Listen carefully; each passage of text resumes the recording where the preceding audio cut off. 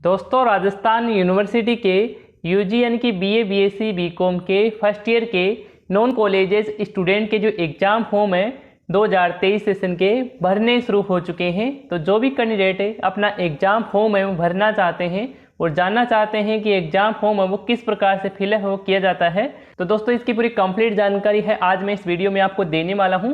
तो आपको आज की इस वीडियो को पूरा कंप्लीट है वो आपको देखना है। तो चलते हैं, वीडियो शुरू करते हैं और आपको पूरी कंप्लीट जानकारी आपको देते हैं। तो दोस्तों, आपको अपना एग्जाम फॉर्म भरना है तो सबसे पहले आपको राजस्थान यूनिवर्सिटी के एग्जामिनेशन पोर्टल पर आपको विजिट करना है। इसका जो डायरेक्ट लिंक है हमारे इसी वीडियो के नीचे डिस्क्रिप्शन पार्ट में आपको मिल जाएगा। वहां पर आप क्लिक करके इस साइट पर आप विजिट है वो हो सकते हैं। जैसे आप साइट पर विजिट करेंगे तो इस प्रकार से आपके सामने कई एप्लीकेशन है वो दिखाई देंगे। तो इन सभी एप्लीकेशन में से आपको जो पहला एप्लीकेशन दिखाई दे रहा है फील्ड एग्जामिनेशन का, आपको इसी पर आपको क्लिक करना है। तो दोस्तों, क्लिक करने के बाद में इस प्रकार से आपके सामने पेज है ओपन हो जाएगा। तो दोस्तों, इसमें सबसे पहले जो लिंक दिखाई दे रही है field application form UG part 1 और पीजी प्रीवियस। तो यदि आप रेगुलर स्टूडेंट हैं और आप यूजी पीजी के फर्स्ट ईयर के लिए एग्जाम फॉर्म फिलअप करना चाहते हैं तो आपको पहले लिंक पर ही आपको क्लिक करना है। और दोस्तों, यदि आप रेगुलर हैं और सेकेंड ईयर और थर्ड ईयर के लिए अपना एग्जाम फॉर्म फिलअप करना चाहते हैं, या फिर आप नॉन कॉलेजेस के लिए first year, second year, third year के लिए अपना एग्जाम फॉर्म फिलअप करना चाहते हैं, या पीजी प्रीवियस और फाइनल ईयर के लिए करना चाहते हैं, तो आपको यहाँ पर सेकंड लिंक है वो आपको दी गई है। दोस्तों, मैं आज की इस वीडियो में यूजी फर्स्ट ईयर के नॉन कॉलेजेस के लिए एग्जाम फॉर्म फिलअप करने वाला हूँ। तो हम सेकंड लिंक पर क्लिक कर लेते हैं। क्लिक करने के बाद में इस प्रकार से आपके सामने पेज है वो देखने को मिल जाएगा। तो इसमें सबसे पहले आपको अपनी कैटेगरी है वो आपको सेलेक्ट करना है। कैटेगरी में दोस्तों देख सकते हैं कि रेगुलर है, एक्स स्टूडेंट है और नॉन कैटेगरी है।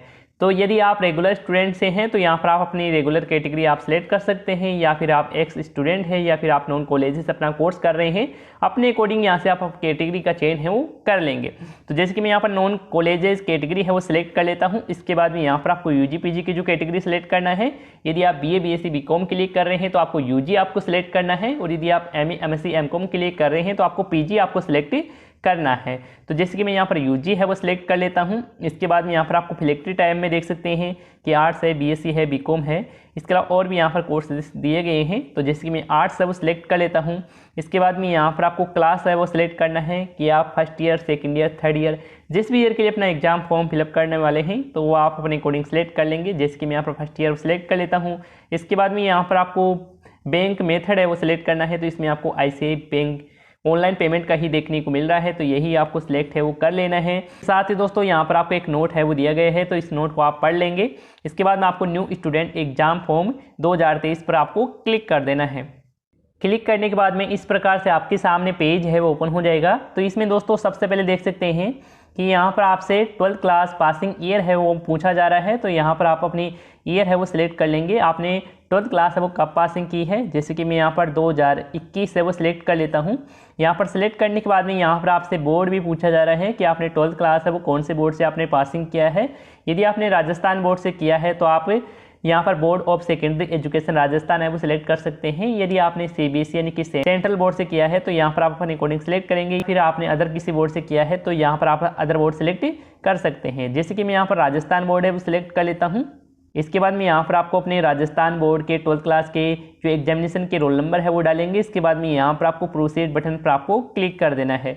और यहाँ पर आपको एक नोट भी दिया गया है कि आपका रोल नंबर, वर्ष, नाम, पिताजी का नाम, माताजी का नाम, बोर्ड की अंक तालिका से सही भरें। यानी कि आपको अपने 10th क्लास की मार्कशीट है उसी के अकॉर्डिंग यहाँ पर आपको अपनी जानकारी है वो आपको अच्छे से, सही से, ध्यान से आपको भरना है।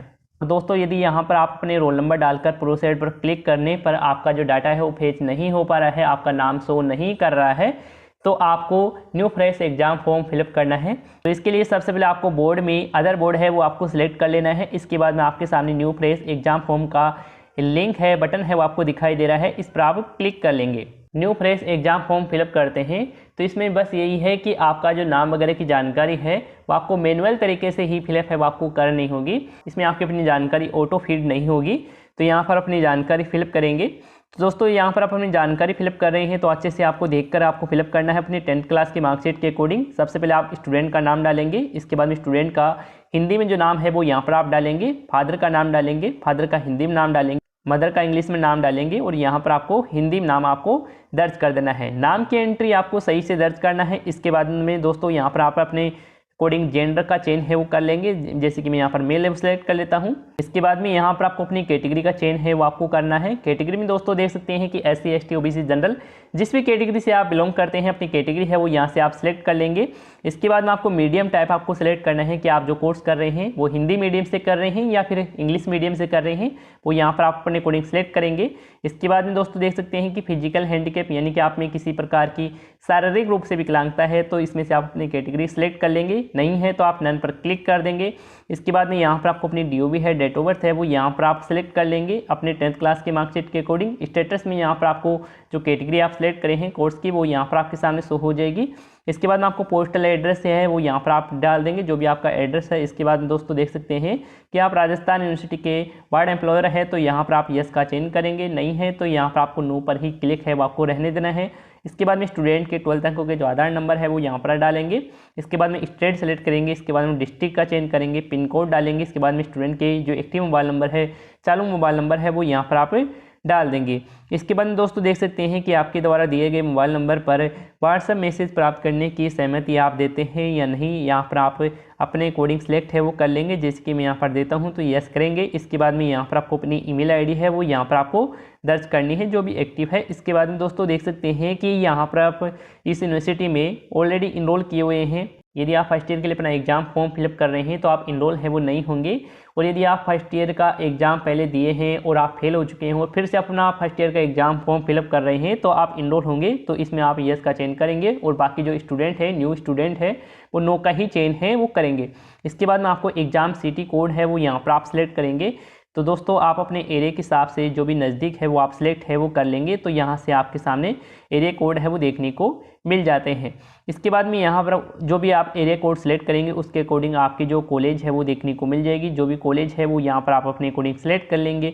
इसके बाद में दोस्तों देख सकते हैं कि लास्ट एग्जाम में आप अपेयर हुए हैं कि लास्ट एग्जाम आपने दिया है, तो उसके अकॉर्डिंग यहाँ पर आप अपनी जानकारी है वो डाल देंगे, और यदि आप न्यू स्टूडेंट है तो ये जानकारी आप ब्लैंक छोड़ देंगे।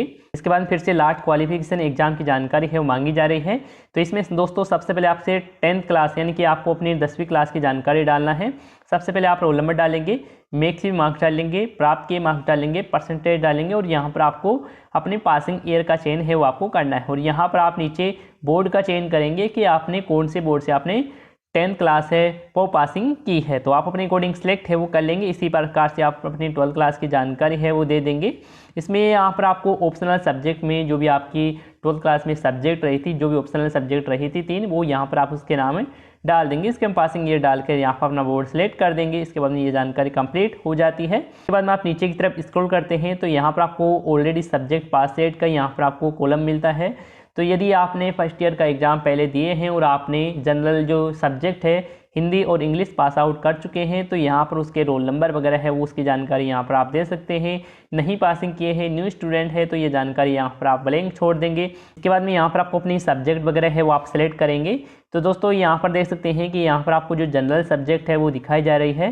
तो जनरल सब्जेक्ट यदि आप न्यू स्टूडेंट है तो यहाँ पर आपको टिक ही आपको करना है दोनों को। इसके बाद में आपको जो 3 सब्जेक्ट जो भी आप रखना चाहते हैं वो यहाँ पर आप अपने अकॉर्डिंग सेलेक्ट है वो कर सकते हैं। इसके बाद में दोस्तों देख सकते हैं कि आपने पहले एग्ज़ाम दिया था प्रैक्टिकल का और आप उसके जो मार्क्स बढ़ाना चाहते हैं तो आप यस का चेंज करेंगे, और नहीं दिए हैं तो यहाँ पर आप नो का ही चेंज है वो कर लेंगे। इसके बाद में दोस्तों नीचे की तरफ स्क्रॉल करते आएंगे और यहाँ पर आपको स्टूडेंट का पासपोर्ट साइज़ में फ़ोटो और सिग्नेचर है वो यहाँ पर आपको अपलोड करना है। तो दोस्तों आपकी जो पासपोर्ट साइज़ में फ़ोटो रहेगी वो 300 KB के अराउंड रहेगी, जिसका जो फ़ोटो का जो फॉर्मेट है वो JPG है, GIF है और BMP फॉर्मेट रखा गया है। तो इसी फॉर्मेट में यहाँ पर आपको अपनी पासपोर्ट साइज़ में फ़ोटो है वो आपको अपलोड करना है, और इसी फॉर्मेट में आपको अपने सिग्नेचर है वो आपको अपलोड करना है। लेकिन सिग्नेचर की जो साइज़ है वो 100 KB के अराउंड रखी गई है। तो 100 KB के अराउंड यहाँ पर आपको अपना सिग्नेचर का जो फाइल का साइज़ है वो आपको रखना है। इसके बाद में आपको अपलोड करना है। तो अपलोड करने के लिए यहाँ पर आप चूज फाइल पर क्लिक करेंगे, अपनी फ़ोटो सेलेक्ट करेंगे, इसी प्रकार से अपना सिग्नेचर सेलेक्ट करेंगे और यहाँ पर ये जो अपलोड है वो हो जाएगा। इसके बाद में आपको एक बार फॉर्म को अच्छे से ध्यान से आपको चेक कर लेना है, जो भी आपने जानकारी दर्ज की है वो सही है, पूरी जानकारी सही है। इसके बाद में आपको प्रोसीड बटन पर आपको क्लिक कर देना है। इसके बाद में दोस्तों आपको फॉर्म को एक बार वेरीफाई है वो आपको कर लेना है। इसके बाद में आपको वेरीफाई बटन पर आपको क्लिक कर देना है। क्लिक करने के बाद में इस प्रकार से आपके सामने पेमेंट इनवॉइस है वो देखने को मिल जाती है। तो इस पेमेंट इनवॉइस में यहाँ पर आपको एक फॉर्म नंबर, रेफरेंस नंबर है वो आपको मिल रहा है। इसको आप नोट है वो आप कर लेंगे, क्योंकि आप जब पेमेंट करते हैं और आपका पेमेंट करते समय आपका किसी प्रकार से आपका पेमेंट फेल्ड हो जाता है, अटक जाता है, तो इसका आप स्टेटस है वो देख सकते हैं। इसके अलावा यहाँ पर आपको अपनी पेमेंट वगैरह की जानकारी है वो दी गई है कि कितनी की आपकी फीस लग रही है, वो यहाँ पर आप अपने अकॉर्डिंग देख सकते हैं। और आपने जो भी फॉर्म में जानकारी डाली है वो यहाँ पर आपके सामने देखने को मिल जाती है। तो यहाँ से भी अपनी जानकारी है वो चेक कर लेंगे एक बार। इसके बाद में आपको फोटो सिग्नेचर वगैरह है वो भी आप चेक कर लेंगे। इसके बाद में आपको इस पेमेंट इनवॉइस का भी आपको प्रिंट आउट है वो आपको निकलवा लेना है, या फिर आप अपने मोबाइल में भी सेव रख सकते हैं। तो यहाँ पर आप प्रिंट लेने के लिए यहाँ पर आपको प्रिंट इनवॉइस पर क्लिक कर देना है। इसके बाद में आप प्रिंट आउट ले सकते हैं, या फिर आप अपने मोबाइल में सेव कर लेंगे। इसके बाद में आपको पेमेंट करना है। तो पेमेंट करने के लिए यहाँ पर आपको मेक पेमेंट का बटन दिखाई दे रहा है, इस पर आप क्लिक करेंगे। क्लिक करने के बाद में आपके सामने ईजी पे का पेमेंट गेटवे है वो ओपन हो जाता है। तो दोस्तों इसमें देख सकते हैं कि आप जो पेमेंट है वो net banking, debit card, credit card, UPI, यहाँ पर 4 ऑप्शन दिए गए हैं। इनके माध्यम से आप पेमेंट है वो कर सकते हैं। जैसे कि मैं यहाँ पर डेबिट कार्ड वाला ऑप्शन है वो सिलेक्ट है वो कर लेता हूँ। के बाद में इस प्रकार से आपके सामने देखने को मिलेगा। तो इसमें यदि आप अपने मोबाइल नंबर, ईमेल आईडी, पेड़ का नाम डालना चाहें तो यहाँ पर आप डाल सकते हैं। यदि आप इसे ब्लैंक छोड़ना चाहें तो आप ब्लैंक भी छोड़ सकते हैं। इसके बाद में आपको सेलेक्ट करना है कि आप जो डेबिट कार्ड आपके पास है, जो रुपए डेबिट कार्ड है, तो इस पर आप क्लिक करेंगे। यदि नहीं है, अदर कोई डेबिट कार्ड है, मास्टर या वीज़ा, तो यहाँ पर आपको अदर पर ही सिलेक्ट है वो आपको रहने देना है। इसके बाद में आपको प्रोसीड बटन पर आपको क्लिक करना है। इसके बाद में दोस्तों यहाँ पर आपको कार्ड होल्डर का नाम है, कार्ड के नंबर है, एक्सपायर मंथ है, ईयर है और सीबी में नंबर है वो यहाँ पर आपको दर्ज कर देना है। यहाँ पर आप अपनी डेबिट कार्ड की पूरी कंप्लीट जानकारी यहाँ पर दर्ज कर देते हैं। इसके बाद में आपको कंटिन्यू बटन पर क्लिक करना है। जैसे आप कंटिन्यू बटन पर क्लिक करेंगे तो आपके डेबिट कार्ड से कनेक्टेड बैंक से मोबाइल पर एक ओटीपी आएगा, ओटीपी डाल देंगे। इसके बाद में आपका पेमेंट है वो सक्सेसफुली हो जाएगा।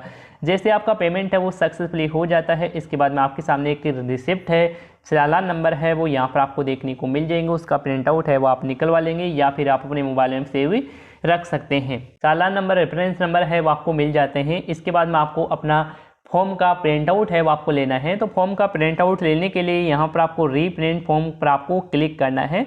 जैसे आप इस पर क्लिक करेंगे तो इस प्रकार से आपके सामने देखने को मिल जाएगा। तो यहाँ पर आपसे एप्लीकेशन नंबर है वो मांगा जा रहा है। तो आपको जो भी चालान नंबर मिला है, एप्लीकेशन नंबर मिला है, वो यहाँ पर आप डाल देंगे, डीओबी डालेंगे। इसके बाद में यहाँ पर आपको जो कैप्चा है वो इसको आपको सोल्व है वो आपको कर लेना है। इसके बाद में यहाँ पर डालेंगे। इसके बाद में प्रोसीड पर क्लिक करेंगे तो आपके सामने आपका जो एग्जाम फॉर्म का जो फाइनल प्रिंट आउट है वो देखने को मिल जाएगा। उसका जो प्रिंट आउट है वो आप निकलवा लेंगे। निकलवा कर आप अपनी कॉलेज में जाकर आप जमा करवा सकते हैं, या फिर आप अपने मोबाइल में सेव रख सकते हैं। इस प्रकार से आप राजस्थान यूनिवर्सिटी के यूजी के नॉन कॉलेजेस के लिए अपना एग्जाम फॉर्म है वो फिलअप कर सकते हैं। और दोस्तों इसी से रिलेटेड किसी प्रकार का आपका सवाल है, सुझाव है, तो आप हमें कमेंट बॉक्स में आप जरूर बता सकते हैं। तो इस वीडियो में इतना ही, हम मिलते हैं किसी और नई वीडियो में। तब तक के लिए धन्यवाद दोस्तों।